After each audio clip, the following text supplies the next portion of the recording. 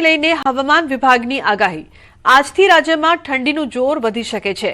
7 દિવસ સુધી વાતાવરણ સૂકું રહેશે। તાપમાનમાં 2 થી 3 ડિગ્રીનો ઘટાડો થશે। અમદાવાદ અને ગાંધીનગરમાં હજુ પણ ઠંડી વધશે તેવી સંભાવના છે। એટલે કે આજથી રાજ્યમાં પરિવર્તન થશે। ઠંડીનું જોર વધવાનું છે। ખાસ કરીને તાપમાનમાં 2 થી 3 ડિગ્રીનો ઘટાડો થશે। અમદાવાદ અને ગાંધીનગરમાં હજુ ઠંડી વધશે તેવી આગાહી કરવામાં આવી છે। તો ઠંડીને લઈને હવામાન વિભાગે આગાહી કરી છે। આજથી રાજ્યમાં ઠંડીનું જોર વધી શકે છે।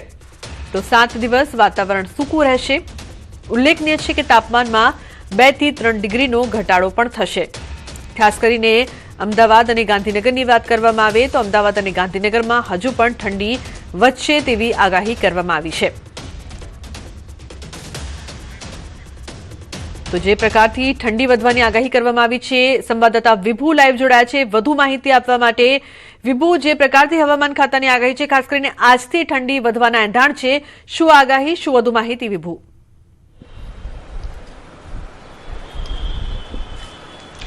લુબના અત્યારે જે પવનની દિશા છે તે ઉત્તર પૂર્વના પવનો ફૂંકાઈ રહ્યા છે અને તેના કારણે ઠંડીનું જોર વધશે તેવું હવામાન વિભાગનું અનુમાન છે। છેલ્લા કેટલા દિવસથી પૂર્વના પવનો ફૂંકાતા હતા અને પૂર્વના પવનોને કારણે તાપમાનમાં વધારો થયો હતો અને ઠંડીમાં ઘટાડો થયો હતો, પરંતુ ફરી એક વખત દિશા બદલાઈ જતાની સાથે અને ખાસ કરીને વેસ્ટર્ન ડિસ્ટર્બન્સ પસાર થઈ ગયું છે તેના કારણે પણ હવે ઠંડીનું જોર વધશે। કારણ કે અત્યારે જે 12 થી 15 ડિગ્રી વચ્ચે તાપમાન નોંધાઈ રહ્યું હતું એ તાપમાન હવે ઘટી અને સિંગલ ડિજિટમાં આવી જાય તેવા પણ અનુમાન છે। કારણ કે હવામાન નિષ્ણાંતોનું પણ માનવું હતું કે જે 24 ડિસેમ્બર બાદ કડકડતી ઠંડીનો અહેસાસ થશે, પરંતુ ડિસેમ્બરના એન્ડિંગ સુધી જે ડિસેમ્બર પણ ગરમ રહ્યો તેનું મુખ્ય કારણ હતું કે વધતું જતું પ્રદૂષણ અને સાથે ભેજનું પ્રમાણ પણ વધી રહ્યું હતું। પવનની દિશા છે તે પૂર્વ તરફની હતી અને તેના અનેક પરિબળોને કારણે તાપમાન છે ઊંચું રહ્યું। ઠંડીનો જોઈએ તેવી ઠંડી ન પડી, પરંતુ હવે ધીમે ધીમે પવનની દિશા બદલાઈ જતાની સાથે તાપમાનમાં પણ ઘટાડો થશે અને ઠંડીનો અહેસાસ થશે।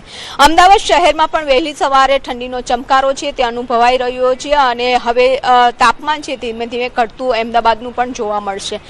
છેલ્લા કેટલા દિવસોથી જોવા મળી રહ્યું છે કે સતત પવનની દિશા બદલાઈ રહી છે અને આ પવનની દિશાને કારણે તાપમાનમાં વધઘટ પણ જોવા મળી રહી છે, પરંતુ છેલ્લા જે કહેવાય છે હવામાન નિષ્ણાંતોનું અનુમાન છે કે જે વેસ્ટર્ન ડિસ્ટર્બન્સ મજબૂત આવવા જોઈએ તેટલા આવ્યા પણ નથી અને તેના કારણે ઉત્તર ભારતમાં જે ઠંડી પડતી હોય, ઉત્તર ભારત તરફથી પવનો ગુજરાત તરફ આવતા હોય છે અને તેના કારણે લઘુત્તમ તાપમાન છે તે નીચું જતું હોય છે। પરંતુ આ વર્ષે જોવા મળ્યું છે કે ડિસેમ્બર સુધી અલગ અલગ વિસ્તારો કે જે સૌથી વધારે ઠંડા રહેતા હોય છે તે વિસ્તારોમાં પણ સામાન્ય કરતાં તાપમાન ઊંચું જોવા મળ્યું। ખાસ કરીને નલિયા છે, અમરેલી છે, ડીસા છે, નું તાપમાન પણ સામાન્ય કરતાં ઉપર જોવા મળ્યું છે અને શરૂઆતની જે ઠંડી હતી તે કહેવાય છે કે પૂર્વ તરફના ભાગો છે તેમાં ઠંડી ઓછી પડતી હોય છે, પરંતુ આ વખતે જોવા મળ્યું છે કે ઠંડીની શરૂઆત જ પૂર્વના જે વિસ્તારો છે ખાસ કરીને દાહોદમાં ઠંડી વધારે પડતી જોવા મળી રહી છે। પરંતુ હવે જોવાનું એ છે કે ફરી એક વખત પવનની દિશા બદલાઈ જશે, વેસ્ટર્ન ડિસ્ટર્બન્સ પસાર થઈ ગયું છે ત્યારે હવે કેવી ઠંડી પડે છે।